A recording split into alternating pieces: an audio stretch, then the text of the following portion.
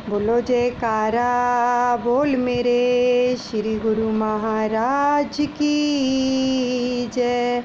दयालु श्री परमहंस दयाल जी महाराज की जय। सर्वप्रथम हम अपने दादा गुरु महाराज जी के श्री चरण कमलों में लाखों करोड़ों बार दंडवत प्रणाम करते हैं और सभी परमहंसों के चरणों में भी दंडवत प्रणाम करते हैं। और गुरु पूर्णिमा की लाखों लाख कोटिन कोटि सभी परमहंसों के श्री चरण कमलों में दादा गुरु महाराज जी को बधाई देते हैं। और हम श्रवण करने जा रहे हैं अमर ज्योति दर्शन पंचम पातशाह जीवन चरित्र। इससे पहले दादा गुरु महाराज जी का आशीष लेंगे, उनका आवाहन करेंगे, उनको नमन करेंगे और सभी बड़े प्रेम से उनको प्रणाम करें। मेरे दादा गुरु महाराज तुमको लाखों प्रणाम, तुमको लाखों प्रणाम। मेरी बिगड़ी बनाने वाले तुमको लाखों प्रणाम, तुमको लाखों प्रणाम। अद्वैत का पाठ पढ़ाने वाले तुमको लाखों प्रणाम, तुमको लाखों प्रणाम। मेरे हापू बाबा जी तुमको लाखों प्रणाम, तुमको लाखों प्रणाम। सहित देही उड़ जाने वाले तुमको लाखों प्रणाम, तुमको लाखों प्रणाम। कोटि कोटि प्रणाम, कोटि कोटि प्रणाम। मेरे दादा गुरुदेव प्यारे, मेरी अखियों के तारे, मेरे दिल के सहारे, मुझे प्राणों से प्यारे तुम हो मेरे गुजारे। तुमको लाखों प्रणाम, कोटि कोटि प्रणाम। मेरे दादा गुरु महाराज तुमको लाखों प्रणाम। आँखों से सामने दर्शन दीदार करेंगे पंचम पातशाह सतगुरुदेव भगवान जी के। रसपान करें आँखों से और कानों से श्रवण करेंगे प्यारे वचनों को और श्वासों के साथ शब्द का जाप चलता रहेगा। आगे का प्रसंग श्रवण करते हैं। गुरु आज्ञा दृढ़ कर गए, गुरुमत सहजो चाल, रोम रोम गुरु को रटे, सो शिष्य होए निहाल। गुरु की आज्ञा दृढ़ कर गए, गुरु की आज्ञा ही में रहिए। गुरु आज्ञा बिन काज न कीजिए, हानि हो ये तो होने दीजिए। गुरु की आज्ञा विघ्न न कोई, गुरु की आज्ञा गुरुमुख होई। गुरु की आज्ञा भक्ति बढ़ावे, गुरु की आज्ञा पार लगावे। गुरु की आज्ञा सकल सिरोमन, गुरु की आज्ञा चले सो हरि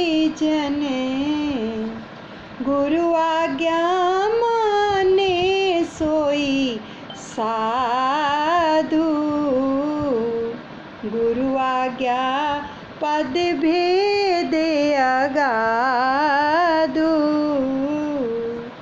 गुरुमुख को सदा सतगुरु की आज्ञा में दृढ़ रहना चाहिए। जैसी सतगुरु की मौज हो, गुरुमुख उसी के अनुसार ही चलता जाता है। गुरु की आज्ञा में सर्व समर्पण कर देता है और अपना जीवन धन्य बना लेता है। सेवक का यही वास्तविक धर्म है कि वह सतगुरु की आज्ञा को सर्वोपरि मानकर दृढ़ विश्वास रखकर अडिग रहे। जिस कार्य में सतगुरु की आज्ञा सम्मिलित ना हो, वह कभी भी ना करें, और हानि लाभ कुछ भी हो उस तरफ भी ध्यान ना दें। सतगुरु की आज्ञा मानना ही भक्ति पथ पर अग्रसर करता है और सब विघ्न बाधाएं दूर हो जाती हैं। केवल सतगुरु की आज्ञा को ही सब समझकर चलता जाए तो वहीं प्रभु भक्ति कर लेता है। वास्तव में साधु वेश प्राप्त करने का केवल यही लक्ष्य है कि वह अगाध भेद को पा लेता है, अर्थात अपनी आत्मा को परमात्मा से एकाकार कर लेता है। तो आपने पुनः फरमाया कि जिस समय जिस आज्ञा का हुक्म हो जाए बस उसी को करने में तत्पर रहें। यह एक नुक्ताबा सरल युक्ति है। आपने पुनः फरमाया तो आपने एक बार यहाँ पर कुछ गुरुमुखों को साधु वेश प्रदान किया और उसी समय ही श्री आज्ञा दी कि लंगर में जाकर सेवा करो। साधु वेश प्रदान कर दिया और साथ में आज्ञा दे दी कि लंगर में जाकर सेवा करो। वहाँ पर मीठे चावल तथा बूंदी बनाओ। श्री आज्ञा पाकर वे लंगर में चले गए। अब बाहर गुरुमुखों ने नई साधु मंडली को देखकर आश्चर्य से पूछा कि ये क्या। पहले तो हमेशा मत्था टेक कर अपने पत्र पुष्प जो भेंट किए जाते थे, साधु वेश का नामकरण कर उत्सव मनाया जाता था, वो आज महाप्रभु जी ने यह नई लीला रचाई है। सबने यही उत्तर दिया कि श्री गुरु महाराज जी की इस इलाही मौज में क्या रहस्य छिपा है वे ही जाने। हमें सेवा का सौभाग्य जो है वो मिला है। तो यही जो है स्वर्ण अवसर की हमारी निजी पूंजी है। तो आपके श्री चरणों में जब वह साधु मंडली पहुंची तो आप जी के हर्ष का ठिकाना नहीं था। सचमुच ही वहाँ पर उपस्थित गुरुमुख भी प्रभु प्रसन्नता का दिव्य स्वरूप निहार रहे थे। ढोलक मंजीरे बजाकर प्रभु महिमा के गीत गाकर सबने इस समागम को अद्वितीय बना दिया। तो आपने वहाँ के प्रबंधक महात्मा विचार दर्शनानंद जी और प्रबंधक बाई शीतल भक्ति आनंद जी को फरमाया कि आज हम अंतर हृदय से प्रसन्न हैं कि सचमुच ही श्री दरबार में आए हुए संस्कारी अधिकारी गुरुमुख सेवक हैं कि श्री आज्ञा में जो है तत्पर। तो सब साधु ही हैं, लेकिन जिनको साधु वेश मिला है उन पर विशेष कृपा बरसती है। तो महात्मा भाइयों एवं गुरुमुखों ने हर्षोल्लास से इस समागम की बधाइयाँ देते हुए आभार प्रकट किया। नया सत्संग भवन, आपने दर्शनार्थी संगतों के लिए सत्संग भवन का स्थान छोटा होने के कारण एक बड़ा हाल बनवाने की श्री मौज उठाई।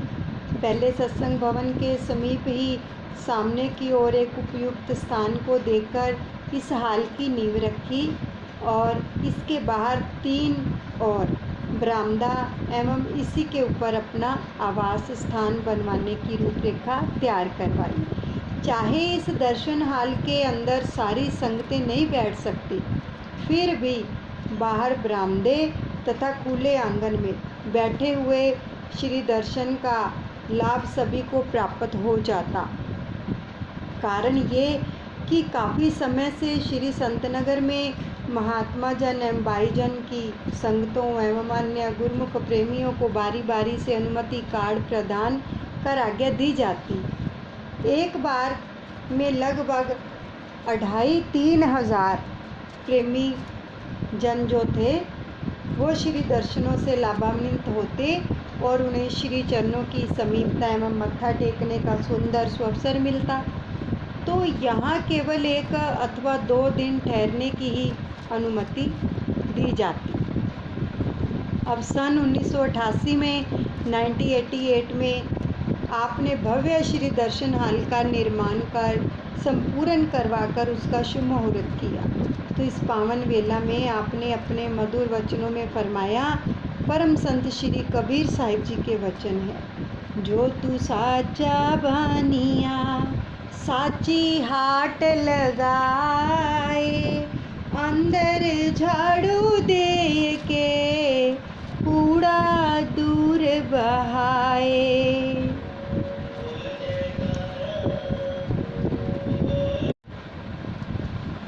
तो कथन करते हैं कि यदि तू सच्चा व्यापारी है तो सच्ची दुकान लगा, अर्थात सफाई और सत्यता का व्यापार कर और अपने अंदर अर्थात मन के मंदिर में झाड़ू लगाकर कूड़ा करकट बाहर निकाल फेंक। मनुष्य की संतों ने एक व्यापारी से तुलना की है और यदि ध्यान दिया जाए तो प्रत्येक मनुष्य जगत के बाजार में व्यापार करने आया है। हर प्राणी किसी न किसी वस्तु का व्यापार कर रहा है, वह कुछ दे रहा है और उसके बदले में कुछ न कुछ ले रहा है। मनुष्य चाहे किसी भी कोटि का हो, वह यही चाहता है कि लाभ का सौदा करूं, घाटा या हानि कोई नहीं उठाना चाहता। तो विचार यह करना है कि जब सभी लाभ लेने के इच्छुक हैं तो क्या सचमुच उन्हें लाभ भी हो रहा है या नहीं हो रहा। तो सीधी सी बात है कि जिससे इस प्रश्न का उत्तर मिल सकता है वह ये है कि जिसे लाभ मिलता है उसे सुख व खुशी मिलती है। यदि सुख और हर्ष के बदले दुख और शोक भाग्य में आते हैं तो स्पष्ट है कि मनुष्य लाभ के बदले हानि का सौदा कर रहा है। तो अपने विचारों से तो वह लाभ का सौदा कर रहा है किंतु परिणाम में दुख उठा रहा है, तो निस्संदेह उसका व्यापार जो है हानिकर हो रहा है। तो आम जीव जो सौदा कर रहा है वह अमूल्य अंशों के बदले झूठी जायदाद, शारीरिक सुख भोग, मान प्रतिष्ठा खरीद कर रहा है। क्या ये अंतिम क्षणों में उसकी सहायता कर सकते हैं? नहीं, कदापि नहीं। तो फिर इसकी वृत्ति क्यों कर लाभकारी हुई? अब संसारियों और गुरुमुखों में क्या अंतर है?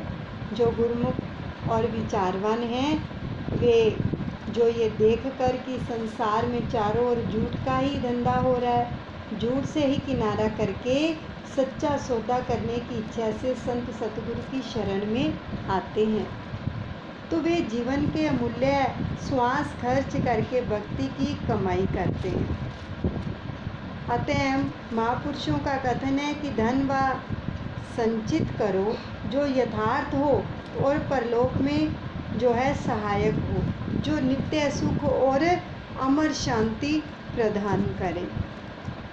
यहाँ पर ना आज एक बहुत ही प्यारा जो है भजन याद आ रहा है कि ये जो श्री गुरु महाराज जी के वचन आ रहे हैं कि और कबीर साहब जी के भी वचन आए हैं कि जो तू सच्चा बानिया साची हाट लगाए, अंदर झाड़ू दे के कूड़ा दूर बहाए। और ये हमारे बाबा जी की हट्टी है सच्चे व्यापार की, तो है ना ये भजन। इस बाबे दी हट्टी उते सौदा बड़ा कमाल है, कोटियाँ बदले लाल है, भाई सौदा कर लो, भाई सौदा कर लो। इस बाबे दी हट्टी उते सौदा बड़ा कमाल है, कोटियाँ बदले लाल है, भाई सौदा कर लो, भाई सौदा कर लो। तो इसके पश्चात श्री गुरु महिमा के भजन गाए गए तथा प्रसाद बांटा गया। तो फिर श्री वचन हुए कि सब गुरुमुखों को सत्संग एवं श्री दर्शनों का भरपूर लाभ जो है मिल गया है। अब अपने अपने घरों में जाकर श्री आरती पूजा, सेवा, सत्संग, सुमिरन, ध्यान करते हुए जो है जीवन का लाभ उठाएं। अपने घरों के समीप अथवा दूर जहाँ कहीं भी कोई श्री अनंतपुर दरबार की कुटिया हो, वहाँ पर संसारिक कामों से समय निकालकर अवश्य ही सेवा, सत्संग का लाभ उठाएं। तो इसी में ही मनुष्य जन्म के लक्ष्य की प्राप्ति होगी। तो इसी दर्शन हाल में कितनी ही बार श्री मुख प्रवचनों से गुरुमुखों को कृतार्थ किया प्रभु ने, और श्री संतनगर में दर्शनार्थी गुरुमुख प्रेमियों और जिज्ञासुओं को श्री दर्शन का इतना आकर्षण होता कि जैसे ही महाप्रभु जी का यहाँ आगमन होता और प्रस्थान तक भीड़ ही लगी रहती, और अनुमति पत्र चाहे 2000 संगत के लिए हों, परंतु जैसे तैसे कर 3000 संगत पहुँच जाती और यही कहती कि प्रभु जी हमें घर में चैन ही नहीं लेने देते थे, इससे हमारा क्या दोष है इसमें। तो जब प्रबंधक महात्मा जी ने श्री चरणों में यह विनय की कि प्रभु, हमें तो उनके मुख से यही सुनने को मिलता है कि प्रभु जी हमें घर में चैन नहीं लेने देते, तो इसमें हमारा क्या दोष है। तो करुणा दया के भंडारी महाप्रभु जी यह सुनकर द्रवित हो उठे और श्री आज्ञा से फरमाते हैं कि सबको श्री संतनगर के अंदर आने की अनुमति दे दें, सबको ही दे दें। अब क्या हुआ, अब प्रातः 10 बजे श्री दर्शन हाल में आकर विराजमान होते और दोपहर को 1:30 बजे तक संगतों को मत्था टेकने का समय मिलता। सुबह 10 बजे से लेके दोपहर को लंच टाइम तक। तो साढ़े 4 बजे से 7 बजे तक श्री दर्शन सत्संग से संगतों को कृतार्थ करते, शाम को भी, सुबह भी और शाम को 3 घंटे शाम को भी। तो पुनः श्री आरती के पश्चात भी कुछ समय प्रदान किया जाता, आरती के बाद भी समय मिलता था। तो संगतें भी खुशी से झूमती हुई श्री दर्शन का लाभ उठाते हुए मुक्त कंठ से प्रभु भक्ति के गीत गाते हुए लौटते। अब ऐसे ही एक बार एक दिन 6000 के लगभग संगत श्री संतनगर में पहुंच गई। अब उस दिन महाप्रभु जी प्रातः 8 बजे ही श्री दर्शन हाल में आकर विराजमान हो गए। तो संगतों की कतारें इतनी दूर बरामदे से बाहर लगी हुई थी कि जहाँ से महाप्रभु जी के दर्शन नहीं हो पा रहे थे। मत्था टेककर हाल में बैठना भी दूभर हो गया था। तो यहाँ तक कि एक झलक कहीं किसी और से भी नहीं हो पा रही थी। केवल वही गुरुमुख जो श्री चरणों में माथा टेकने के लिए बरामदे में हाल में कमरे के अंदर पहुँच रहे थे, उन्हें ही यह सौभाग्य मिल रहा था। बस इतने दर्शन करते ही सेवा समिति द्वारा उन्हें बाहर भेज दिया जाता।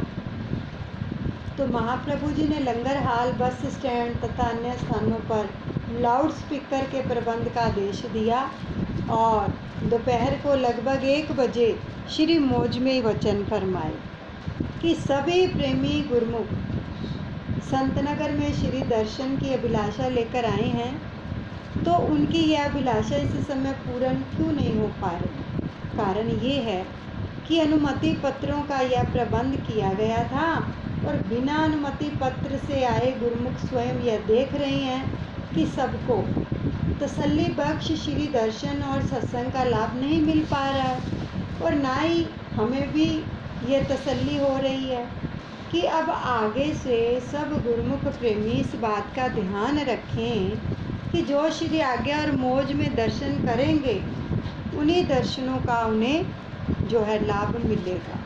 यदि श्री आज्ञा और मौज से घर में ही बैठे होंगे तो उनकी हार्दिक तड़प से उन्हें घर बैठे ही साकार दर्शन हो जाएंगे।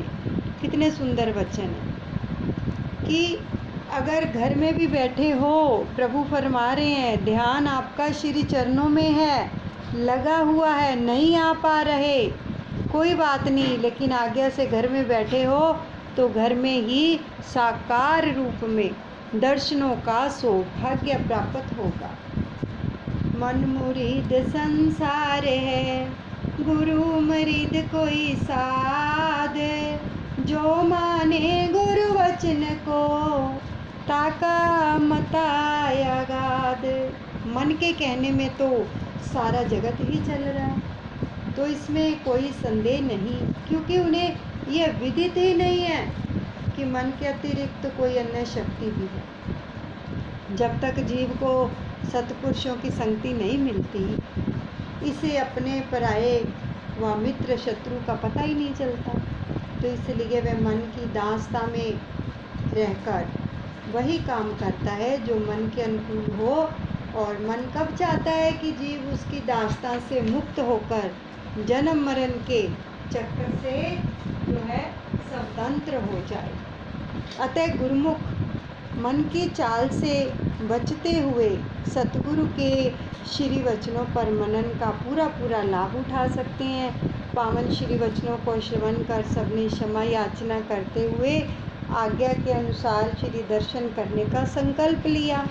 क्योंकि थोड़ी संगत आएगी तो दर्शन सबको अच्छे होते थे, क्योंकि स्थान छोटा है श्री संत नगर का। इसीलिए प्रभु ने व्यवस्था की कि जिनके पास अनुमति पत्र हैं, क्योंकि वो देखकर बुलाते हैं कि कितनी संगत यहाँ पर आकर आराम से दर्शन कर पाए और एक रात रुके और दूसरे दिन चली आए, फिर दूसरों की बारी आ जाए। तो ऐसे सहजता से सारा टाइम सारा दिन वो दर्शन कर सकते हैं। तो एकदम से जब भीड़ हो गई तो किसी को भी दर्शनों का आनंद नहीं आ रहा था। तो इसलिए आज्ञा में ही रहना चाहिए। तो श्री प्रभु जी ने अपने कार्यक्रम के अनुसार श्री संतनगर में विराजमान होते तो एक बार श्री प्रयागधाम से गुरुमुख भक्तों की एक बस भी वहाँ पर आ पहुँची। अब 3-4 दिन सेवा और श्री दर्शन का सिलसिला था वो चलता रहा।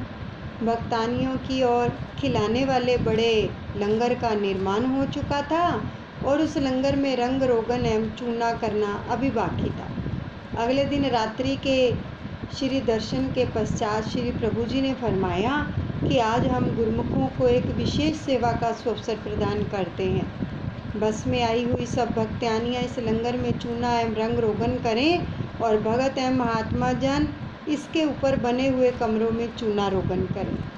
अब दूसरे दिन प्रातः वहाँ से महाप्रभु जी ने प्रस्थान भी करना था। तो उस समय यह प्रोग्राम था कि आप स्वयं ग्वालियर परमधाम के आश्रम में ठहरेंगे और गुरुमुखों की बस सीधा श्री अनंतपुर में जाएगी।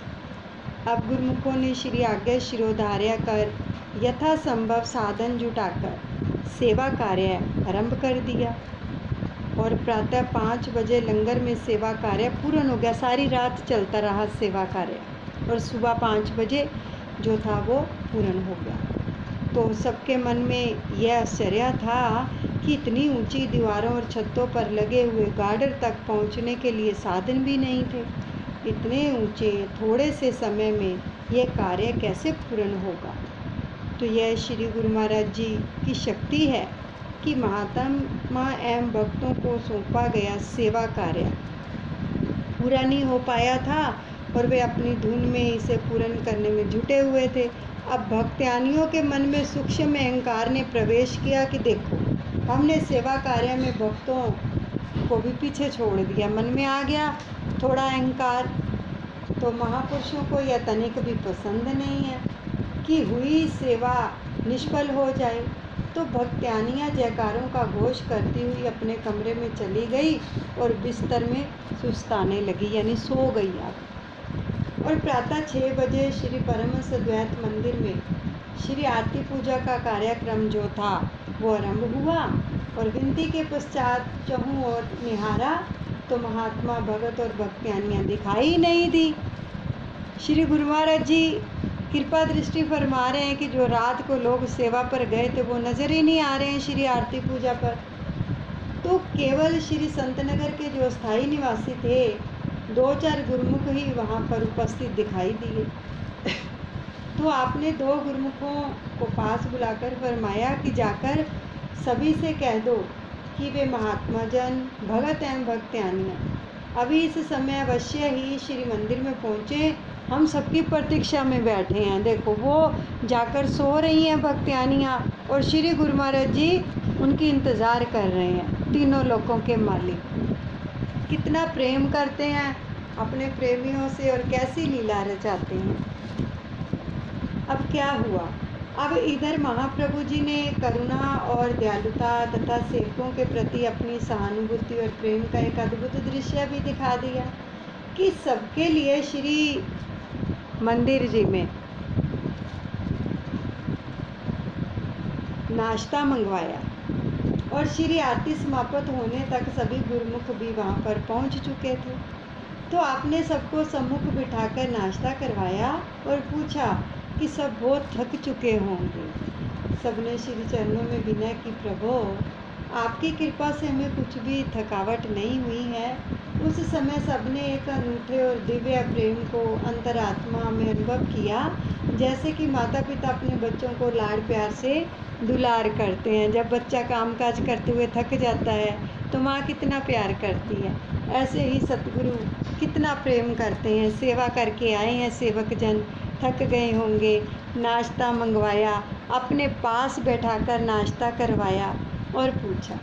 तो उसी समय श्री सतगुरुदेव और सेवक के संबंध को जतलाते हुए श्री वचनों में फरमाया प्रभु ने कि महापुरुष जो हैं वो सदैव अपने सेवकों की हित चिंता करते हैं, हमेशा हैं। तो सबने सेवा कार्य में जुटकर उसे पूर्ण कर अपने एक पक्ष को तो सबल बना लिया, परंतु दूसरा पक्ष जो था वो निर्बल। इसी तथ्य को सुझाने के लिए सतपुरुष सदैव सावधान करते हैं और चिताते हैं कि गुरुमुखों को कभी भी असावधान नहीं रहना चाहिए। एक पल की असावधानी के घाटे को पूर्ण करना आसान नहीं है। जैसे पक्षी दो परों से जो है उड़ता है और अपनी मंजिल तक पहुंचता है, ऐसे ही गुरुमुखों के लिए सेवा और भजन, इन दोनों परों को सबल बनाए रखना जो है वो आवश्यक है। तो तभी अपने उद्देश्य की प्राप्ति की जा सकती है।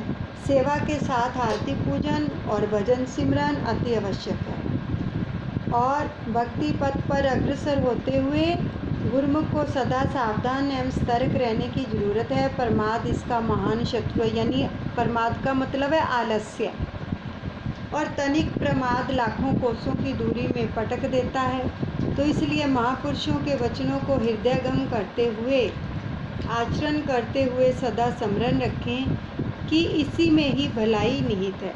अब सब गुरुमुखों ने श्री चरणों में दंडवत प्रणाम करते हुए विनय की कि प्रभु हमारे अवगुण एवं त्रुटियों को ना देखते हुए सदा हमें अपनी प्रसन्नता एवं कृपा के पात्र बनाए रखना। उन्हें श्रीमुख से फरमाया कि शीघ्र ही अब जाकर तैयारी करो और हमारे संग ही परम धाम चलो। कितना आनंद आता है कि प्रभु के साथ साथ रहना। तो सभी सेवक श्री प्रभु जी का गुणानुवाद गाते हुए, श्री प्रभु जी की दयालुता का वर्णन करते हुए परस्पर कहने लगे कि देखो, ना ऐसा कोई भी अवसर देखा है ना सुना है, और कभी श्री मंदिर जी में बैठकर महाप्रभु जी ने ऐसी कृपा बरसाई हो कि मंदिर में ही नाश्ता सबको खिलाया और अपने सामने। और जो स्वर्ण अवसर एवं सौभाग्य हमें आज मिला है, सचमुच ही महापुरुष सेवकों के लिए कई प्रकार की जो है रचना वो रचाते हैं और जो है आत्मिक उन्नति के साधन जुटाकर भक्ति पथ सुझाते हैं जीव को। तो श्री सतगुरुदेव महाराज जी श्री संतनगर का कार्यक्रम प्राय फागुन मास में ही बना करते थे, तो वहाँ लगभग 1 मास के लिए ठहरते थे। इसमें चैत्र मास की संक्रांति से ही संतों को श्री दर्शनों का सौभाग्य मिलता है। एक बार प्रबंधक महात्मा विचार दर्शनानंद जी तथा श्री अनंतपुर से आए हुए गुरुमुखों ने श्री चरणों में विनय की, प्रभु कुदरत ने हमें श्री दर्शनों के लिए फागुन मास की फाग का इतना बड़ा पर्व मनाने का सौभाग्य प्रदान किया है। आप यहाँ पर हमारी विनय स्वीकार करते हुए होली का पर्व मनाने की यहीं पर कृपा करें। प्रथम तो महाप्रभु भी तनिक आँखें मूंद कर मौन हो गए और पुनः फरमाया, ठीक है, इसके लिए विशेष अवसर देकर इस अभिलाषा को पूर्ण किया जाएगा। और प्रेमी गुरुमुख भी हार्दिक प्रसन्नता को प्रकट करते हुए एक दूसरे से प्रभु कृपा की महिमा का वर्णन करने लगे। यहीं पर हम सत्संग को विश्राम देते हैं, दादा गुरु महाराज जी के चरणों में समर्पण करते हैं, अनुचित क्षमा करें। बोलो जयकारा बोल मेरे श्री गुरु महाराज की जय। श्री परमहंस दयाल जी महाराज की जय। पकड़ लीजिए दादा गुरु महाराज जी के चरणों में को और उसके बाद साधना शुरू करते हैं। मेरे दादा गुरुदेव प्रभु श्री चरणों से लगाए रखना, हम दास तुम्हारे हैं, हमें अपना बनाए रखना, हमें तेरी बुलाए रखना, अपने गले से लगाए रखना जी मेरे सत्य गुरु सुखदाता, सदा अपने ही साए रखना। दादा गुरु महाराज जी ने वरद हस्त हम सबके मस्तक पर रख दिया है और हम सबकी शुभ मनोकामनाओं को पूरा कर दिया। दादा गुरुदेव से प्रार्थना है कि हम हर पल हर घड़ी आपका नाम सिमरन भजन करते रहें और आपका सुंदर स्वरूप हमारे हृदय में बसा रहे। बोलो जयकारा बोल मेरे श्री गुरु महाराज की जय।